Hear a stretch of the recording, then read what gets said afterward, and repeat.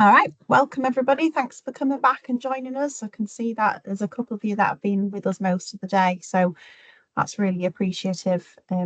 Really tricky time at the trust at the minute, so it's good to see anybody turn up, to be honest. So thank you very much for taking the time. For those of you that don't know me, my name is Claire McGarry. I do have a slide on that, so I'll make sure I get to it. I am the staff health and wellbeing practitioner here at the Trust, but you may not know that I am also a qualified personal trainer as well. So I'm here today to talk to you about moving through our mental health, which was the theme for Mental Health Awareness Week last month. No, we're in July now, 2 months ago. So I'm going to do just a little quick 25-30 minute talk today about how you can improve your mental health through movement. Okay, doke. So let's get started. So the definition of mental health. So let's just all be clear on that first, because I think we all know, don't we? So I won't read it out. You can read quicker than I can talk, but it's about that holistic approach. So it's about how do we face those challenges each day? I had some challenges this morning where I didn't get up on time, and then funnily enough, I put some egg into the microwave to do some scrambled egg and it decided to explode. So I was already running a little bit late and then I had a microwave to clean up. But my mental health is currently good at the moment. So therefore, I managed it really well. It didn't bother me. It was a bit annoying, but it was absolutely fine. If my mental health was not doing so good today, then I maybe would have been a heap on the floor, a crying mess potentially, wondering what I'm going to get through the day. So mental health is good, is bad, is in between. It's something we all have. So in theory, it's no different to the way we should be assessing and valuing our physical health as well. So what do we mean by movement? I think we all know that, don't we? When we talk about movement, we're not just talking about exercise. We are talking about everything that we do throughout our day. So that could be cleaning, walking. Some of you may be playing sports, desk exercises, whatever it is that you do to keep yourself moving throughout the day. So we're going to try and link the two this afternoon and think about how they can help each other. All right. So the UK Chief Medical Officer's guidelines recommends this is how much exercise each adult should be doing. So at least 150 minutes. So that's just over 2.5 hours of moderate intensity exercise. And that's about, thinking about you're getting a little bit out of breath, but you're not exerting yourself. You're still able to talk. Right up into kind of getting out of breath as well. So thinking about that, you'll be doing that every day. You'll be doing some walking potentially. Even if you're driving in the car, you have to do some walking to and from your car. If you're cooking and walking and pacing around the kitchen, anything that kind of gets your heart rate going a little bit. Or we could do less, but we need to get our heart rate pumping a lot more. So 75 minutes of vigorous activity a week. So just over an hour of really pushing yourself to the limit, getting your heart rate going, maybe not able to talk as well. So something like running, swimming, doing some kind of high intensity sports such as football, rugby, that kind of thing. Or you can do a mixture of the two. So that's what's recommended to us. That's quite a lot of exercise a week, really. And some of us may be going, oh, I don't think I do nearly enough. And that's okay, because we're going to talk through some of the ways that you can do it and maybe some of the ways that you maybe find that you already are doing it. So let's understand the connection then. All right. So why do we think it's important? So there's lots of words that have gone up on the screen now. So I'm going to talk through some in a little bit more detail. So when we exercise and we get all that blood pumping around our bodies and we get our cardiovascular system working a little bit more, we also release lots of hormones as well. So we release endorphins. So endorphins are kind of almost your natural painkiller, let's say. So they can release some sense and feelings of happiness. So we kind of call them the good, happy hormones. We also reduce our cortisol level. So cortisol is the kind of chemical that kicks in when you're stressed. So when you feel that adrenaline kick in, cortisol is kind of very much pivotal to some of that stuff that you're feeling. And too many high levels of cortisol is really bad for us. So that's why they say stress is actually bad for us physically as well as mentally. So doing activity and moving reduces those cortisol levels. So again, that's another real positive there. It has been proven that regular exercise does improve sleep. We all know what it feels like not to have a good night's sleep. If there's anything you should take away from any of these talks that you've heard today, or any talks that you hear anybody talk about when they're talking about well-being, it's get your sleep right, get your sleep patterns right, make sure you're having a good night's sleep, whatever that looks like for you, because it's different for everyone. It will improve your mood, it will improve your cognitive thinking, your motivation, and obviously all that has a massive positive impact on your well-being. When we sleep and when we exercise, what actually happens is it promotes growth and development of new brain cells. So it increases our cognitive thinking abilities as well. So exercise and getting blood pumping around our bodies really does kind of support, improve the way we think.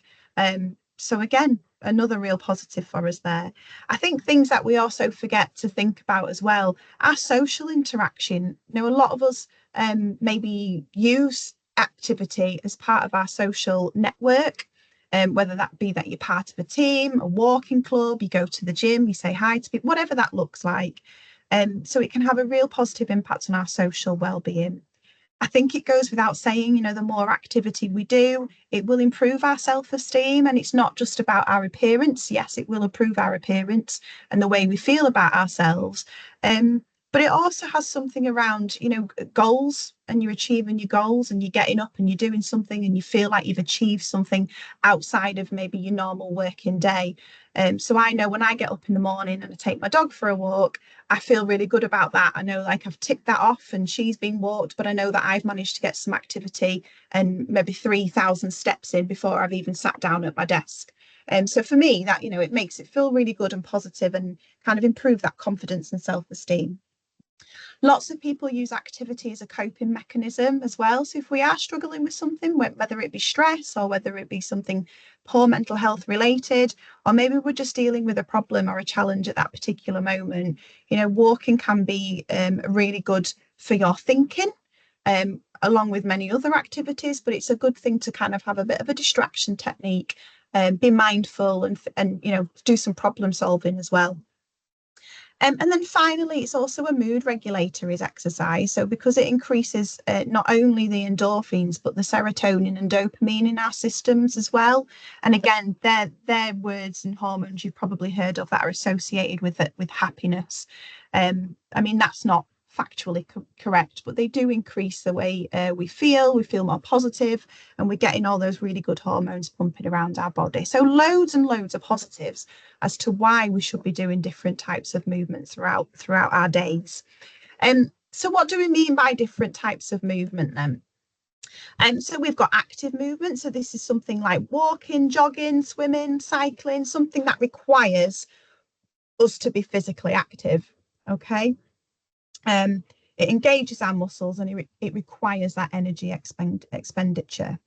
We can also talk about functioning movement as well. So this is maybe stuff that we do throughout the day, getting up and off the sofa, for example. You are essentially doing a squat.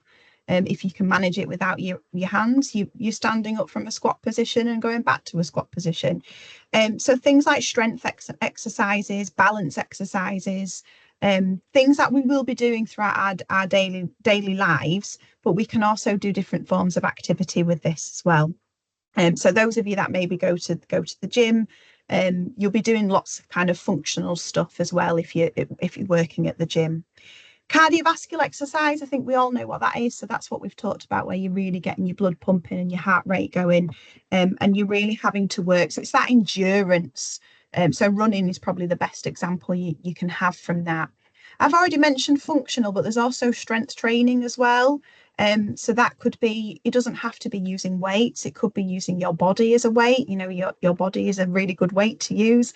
So things like push-ups against the wall, if you're not able to do them on the floor, sit-ups, those kind of things are really, really great small bouts of exercises you could be doing. If you've got a stable chair that isn't on wheels at your desk, you could do some tricep dips off your chair.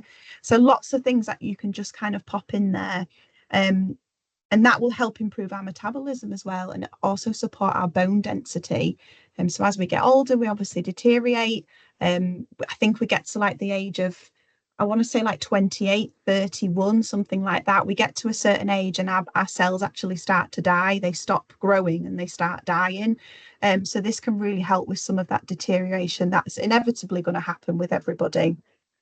We've also got flexibility and mobility exercises, so things like yoga, but even just simple stretching, Tai Chi, stuff like that, anything that kind of releases that tension and improves joint flexibility. And Rebecca was on this morning talking about some of that. It also can help with your posture and your body alignment as well, something we all need to kind of think about that we maybe don't always think about. Balance and stability training. So this can help with our body awareness as well, and kind of maintain an equal kind of stance within our physical health as well. So it's just simple things like standing on one leg. You'd be surprised at how difficult it actually is to do when you do it. So doing things like that, just for 30 seconds and swapping over and keeping it part of your routine throughout the day. And it will also help us prevent falls in the future, because we'll have more strength and balance training within us. I've mentioned mindfulness as well already when we talked about kind of mindful walking, but mindfulness movements is about being aware of your body. So sometimes when you do vigorous exercise, all you're aware of is your chest is hurt and you can't breathe and you're in pain. So what we mean by mindful movement is thinking about things like yoga is really good for this, and Tai Chi, really thinking about the movement, thinking about how your body's feeling as you do that movement. So loads and loads and loads of options there for you, and there's kind of something there for everyone, even if it's not everything is accessible to you. But I wonder why are we not all doing it then? Why do we find it difficult? It is one of the most difficult things most of us find to do, to incorporate into our daily lives. Lack of time is the biggest one I used to hear of people. And I don't disagree, we have busy lives. And I don't think lack of time is probably the right way to word it. I think it's about priorities. So if it's not up on your priority list, which a lot of the time it isn't, if you've got families to tend to, you've got work, you have a long list of jobs to do throughout the day, don't you? So when you do have a little bit of spare time, you essentially maybe just want to crash on the sofa and watch a bit of TV. If you are lucky to kind of get that time. I think it's more about the priorities. And yes, absolutely, at that given time, your priority may be, I need to have a rest and a sit down. But there is something about commitments throughout the day and trying to fit it into your daily lives. We could do things like, as I mentioned, the first thing I do in the morning is I get up and walk the dog, and I know I've done it. Things such as just trying to fit it in. So if you are going for a lunch break, just really kind of scheduling that 5 minutes of doing some desk exercises as an example, just before you go to break. We've got very sedentary lifestyles. Some of us, you're on your feet all day. Some of us are sat at a desk all day. And we could be working really long hours. 9 till 6 is a really good chunk of the day, those of you that are doing those kind of hours. So when you are sedentary, you're less motivated to kind of get up and want to do something. So it's thinking about how we can incorporate different cycles throughout the day of activity to kind of keep us motivated. So again, it might be that you do a long day, but you take a little bit extra for your lunch to accommodate those long hours, and maybe do a quick 20-minute walk within your lunch break if you're able to. Some of us may have physical health conditions, so they do really restrict us from doing some of this stuff. But there are lots of modifications and specialised exercises out there. And I would always recommend speaking to a personal trainer, even if you just paid for one session, just to get a bit of advice on how you can modify some of the exercises, because they will be able to help you. Mental health challenges, we're talking about that, aren't we? So that can be problematic because it really does affect your motivation and your spirit to want to do things. So it can be really, really difficult, but it's trying to remember it can also be a tool. It can also be really useful to support you through your mental well-being. Some of us may not have access to some of the things we need, such as green spaces for walking, or financial constraints if you have to pay subs for a membership gym. if you have to pay subs for a team, whatever that looks like. You might not be able to afford to have a push bike, and that's something you want to do. So it's about being creative. So for example, those of you who have a Netflix subscription, there are lots of workouts on there, little 10 to 30 minute workouts. There's some yoga ones, there's some kind of HIIT training ones. So it's just being creative and thinking about what have I got accessible to me. Kind of have a little look on YouTube, on the internet, and see what's out there and pop it on my TV screen and try and fit it in that way. And it might not be the exact thing that you want to do. So it's just trying to be a little bit more variable. Social factors play a big part. Obviously, social factors can have a real positive influence on the activity that we do. But if we're surrounding ourselves by people who don't want to do those things, then it can have a negative impact on us as well.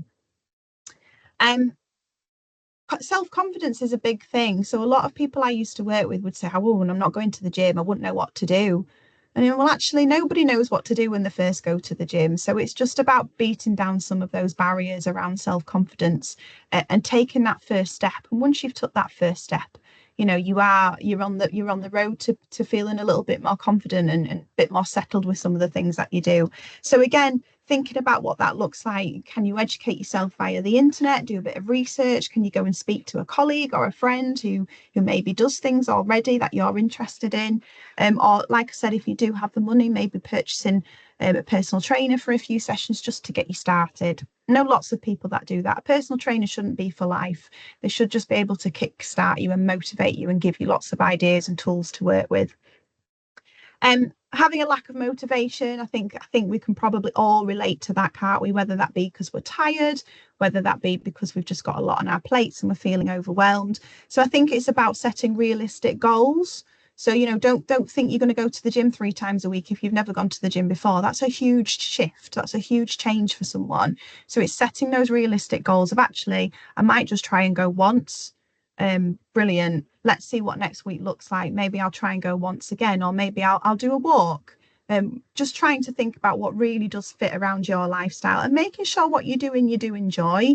You should never feel like a chore. If it starts to feel like a chore, you need to switch it up a little bit, because you should enjoy what you're doing. And there's so much out there. There will be something for everyone.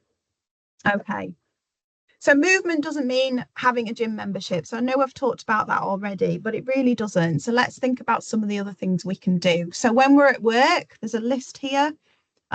So walking or cycling to work, if you have the luxury to do that. I live too far away to be able to do that. But you could park your car a little bit further away or get off at the earlier bus stop, just so you can kind of get a few steps in on your way to work. Walking meetings, that's something we've kind of stopped doing. We used to do a little bit during the pandemic, didn't we? So just thinking about, could you go for a walk?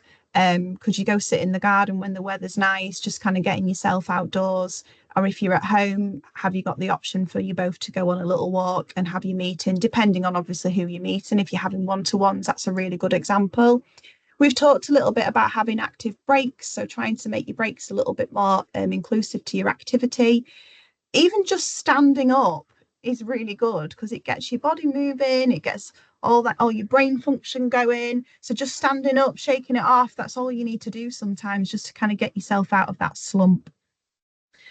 You could do something around team activities. I know there's some teams and CSUs out there that have paid for yoga instructors, or luckily one of them is a yoga instructor or a fitness instructor, and they're able to come and do some freebies.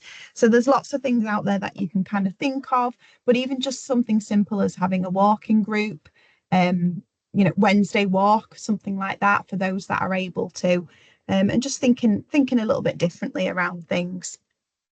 And at home, so let's think about what we can do at home.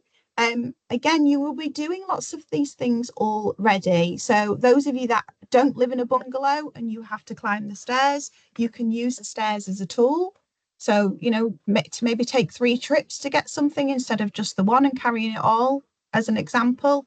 I've done that today. I was trying to make my daughter's tea at the same time as lunch, and I kept coming back up and going back down and going back up and going back down. But I thought, well, at least I'm getting some steps in. Gardening is a really good time of year to be doing that. You can get quite out of breath when you're doing some gardening, especially if you're doing weeding and digging, things like that. So that's a good one to do. You know, we should all be cleaning our house if you're lucky enough for someone else to do it in your home. But you know, just setting yourself a time and go, right, I'm going to do 10 minutes of cleaning now, but I'm going to do it really fast, or I'm going to do it really vigorously. You know, it's something you've got to do anyway, and you will be doing. So it's just thinking about how you do it. But again, anyone that has a fitness watch, or you know, you've got you counting your steps on your phone, and you've got your phone in your pocket doing things like chores, you can really see how many steps you're actually having to do. And obviously you're bending up and stretching, so all that strength exercising and function exercising is all coming into play there. The body weight exercises, I've talked about this already. You can use walls, chairs, tables, get creative. There's so many things that you can do. Just watch how to do it. If you're unclear, watch how to do it on YouTube first, and then you're not going to hurt yourself. But you know, generally you should be okay, because you're not doing too crazy things, unless you're doing handstands against the wall, doing press ups. Then you know, you should be a pro at that point. You shouldn't be too worried, but we shouldn't be doing too crazy things.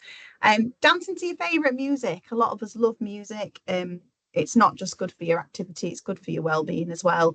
Having a little kitchen disco when you're waiting for the food to cook, whatever it looks like, turning the music up and having a little boogie. There's so many things that we can incorporate into our daily lives. Just a few little tips on here for you. So there's plenty of things on YouTube. You can subscribe to Joe Wicks's YouTube channel as well, which has got quite a lot on there. Another good one on YouTube is Yoga with Adrian, for anyone that has never tried yoga before. She's got absolutely loads on there, from as short as 10 minutes to an hour, and everywhere in between. And she does yoga for mental health, yoga for depression, like loads of different tailored things, yoga for back pain. So she's a good one to try if you've not tried yoga, or you do enjoy yoga and you don't attend a class. Active 10, and also the Couch to 5K. So I think most of us have heard the Couch to 5K. A friend of mine got a different app, which was basically the Couch to 5K, but it was a zombie run. So the idea of it is you're listening, and the zombies, coming to get you, and it made her run faster. And she went down what we call the lines where we live, which is like a bridle path that goes all through the villages. It's a really good place for running and walking. And she kept thinking someone was going to jump out of a bush and get her. Maybe not great for her mental health, because lots of cortisol running through her body at that point, but it made her run faster. So there's plenty of little bits out there that you can find that are maybe a bit more tailored to your style and maybe your needs. That maybe the Couch to 5K is perfect for you, and you don't need to go looking for other things. But there is loads out there, so it's just having a little Google, finding what it is that you like, and trying to tailor it around yourself. Remembering as well, it's not about the end goal. So I think a lot of us put too much emphasis on what's this going to happen? Am I going to lose loads of weight? Am I going to be really slim? Am I going to be able to deadlift? Whatever. It's not about that. It's just about keeping active for your mental health and for your physical health. So think about the progress and the journey rather than the end goal, because it's inevitable that we're all going to slip at some point, because that's life and we can't keep up to everything all at the same time. So celebrate those small little victories. So I'm at the gym, fabulous, that's a small victory. Or I'm out walking, brilliant, give yourself a pat on the back. And shifting that mindset really to think about, actually, I'm here. Having those realistic expectations as well. So if you have got some limitations, don't beat yourself up about it. Just think about what it is that you want to achieve. When I first started personal training NHS clients, gosh, many years ago, my first ever client was an 80-year-old chap. And he walked in with his walker, and I thought, oh my goodness, what am I going to be able to do with him? Like his mobility is really bad. He was my first ever client. And he sat down and he said, Claire, all I want to be able to do is get up and down off that sunbed when I go to Tenerife this summer. And I was like, oh, he says, that's all I want to do. I don't want anyone to have to pick me up. I want to be able to do it myself. And I was like, awesome, I can work with that. Anyway, by the end of the summer, we had him walking around the block with his walker, and he was super fit. But again, he had lots of limitations because he was 80 and he needed a walker. But he set realistic expectations, and we worked with that. So again, just think about what it is you want to achieve. Do you just want to improve your mental health? In which case, find something you love, get yourself doing it, and remember, it is the progress rather than the outcome. Don't forget to celebrate those victories I've already remembered, and surround yourself. Remembered, I've already mentioned. Surround yourself with positive people. So surround yourself with people who are maybe into the same things of you. If you want to get healthy, by activity, maybe surrounding yourself with people who just want to go out drinking and socializing in that way all the time aren't the best people to be around at that moment. So surround yourself with people who've got the same kind of aptitude and attitude as you to want to progress in that journey. You're going to have bumps in the road. It's inevitable. So just remember that. That's part of the journey. You think of it of a wave rather than, a straight line going up the hill. So just finally to finish, so find a form of movement that you love and it will never become a chore. As soon as something becomes a chore, think about it, change it, shift it, have a break from it. I'm currently having a break from the gym because it feels like another thing to do on my tick list at the moment. So I'm having a break, a couple of weeks till the kids break up from school. I'm going to focus on my walking and go into my allotment and doing some gardening. And then when we break into the summer holidays, I might pick it up again when I feel like I've got a little bit more time on my hands. That's what you've got to do. Just keep switching it up so it doesn't feel like a negative thing, because otherwise you'll have this really bad relationship with it. Just before we finish, really kind of remember that those positive affirmations as well that we've talked about, and that mind body connection as well. So just be present in the moment. I think that's really, really important. Try and be present with what you're doing, because you'll really feel it and really notice that progress that you really want to stick to. And just be creative as well. There will be something for everybody. It might not be a pull off the shelf thing, but just be creative and mix it up a bit and have some variety within whatever you do. And that is it for me. So we've got a couple of minutes if anyone does have any questions.